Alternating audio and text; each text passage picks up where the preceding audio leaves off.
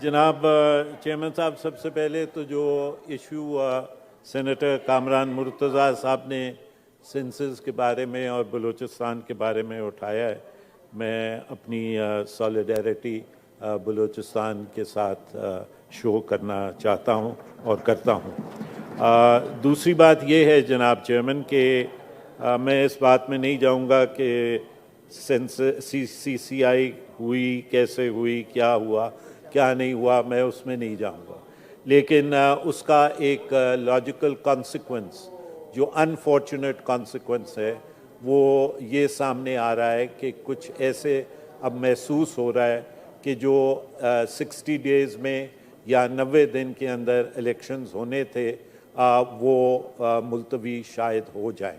پہلی تو بات یہ ہے کہ یہ آئین کی خلاف ورزی ہوگی، 60 ڈیز اور 90 ڈیز آئین کے اندر دیے ہوئے ہیں، اور میں یہ سمجھتا ہوں کہ اس پہ اسٹرکٹلی اس پہ ایڈہیرنس ہونی چاہیے۔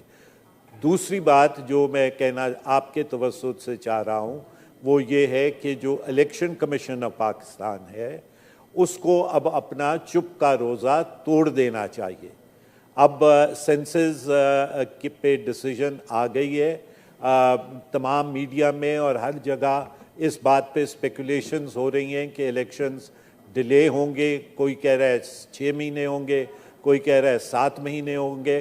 تو الیکشن کمیشن کو فی الفور سامنے آنا چاہیے اور یہ بات کہنی چاہیے کہ ان کو کتنا ٹائم لگے گا ڈی لیمیٹیشنز کرنے میں، اور حتی الامکان کوشش ان کی یہ ہونی چاہیے کہ 90 دن کے اندر وہ ڈی لیمیٹیشنز جو ہیں وہ مکمل کر لی جائیں تاکہ الیکشنز جو ہیں وہ ٹائم پہ ہوں، کیونکہ اگر delayed elections will be a disaster for the federation.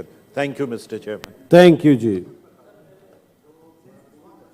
Honourable minister for law. Senator Raza Rabbani صاحب نے، اور بالکل یہ کل بھی حکومت نے اسی لیے یہ فیصلہ الیکشن کمیشن پہ چھوڑا کیونکہ آئین کا آرٹیکل 51 کلاز 5 رضا صاحب اگر میں درست ہوں وہ یہ ریکوائر کرتا ہے کہ جب سینسز ہو جائیں تو جو آئندہ عام انتخابات ہیں وہ ان سینسز کی بنیاد پہ ہوں، کیونکہ صوبوں میں شہری اور دیہی آبادی کے تناسب میں فرق آیا ہے اور کچھ حلقے جو ہیں اس میں ہو سکتا ہے تبدیلی آئے، تو اس حوالے سے یہ ایک آئینی ریکوائرمنٹ ہوگی۔ لیکن this is for the election commission of Pakistan.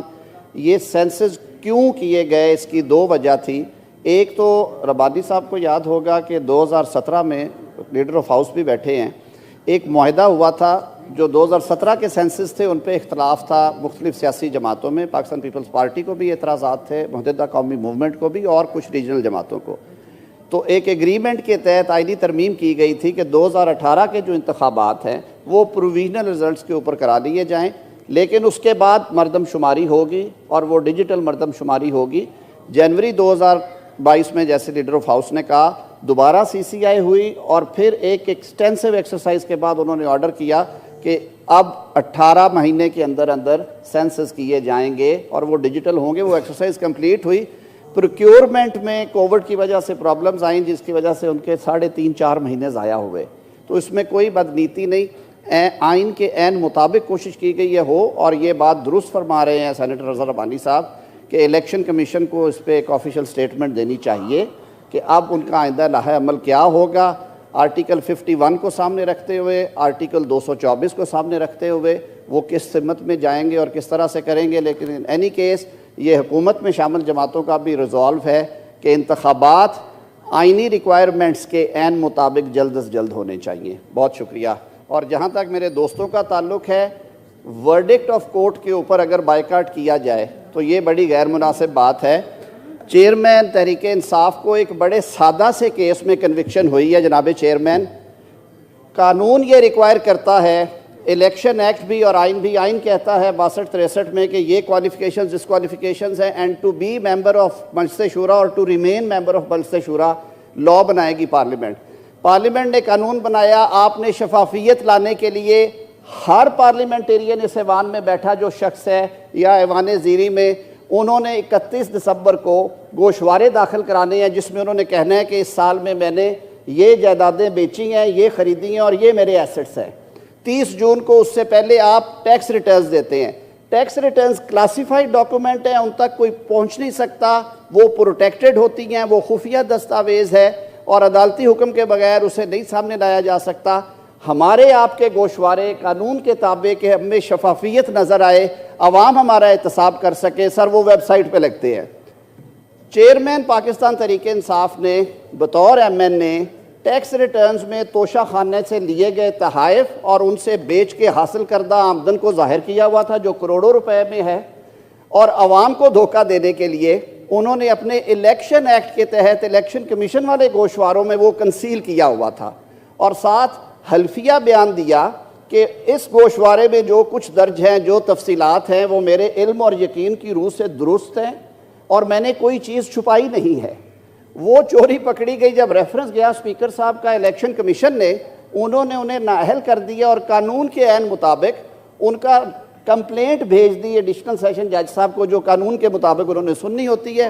اس پہ ٹرائل ہوا, انہیں موقع دیا گیا, 37 دفعہ وہ غیر حاضر رہے, ان کے پلیڈر نے ان کی جگہ پہ حاضری لگوائی, 342 کے بیان میں ان سے سوالات کیے گئے, انہیں وہ دونوں ڈاکومنٹ سے کنفرنٹ کروایا گیا, قانون کے مطابق ایک سزا ہوئی ہے.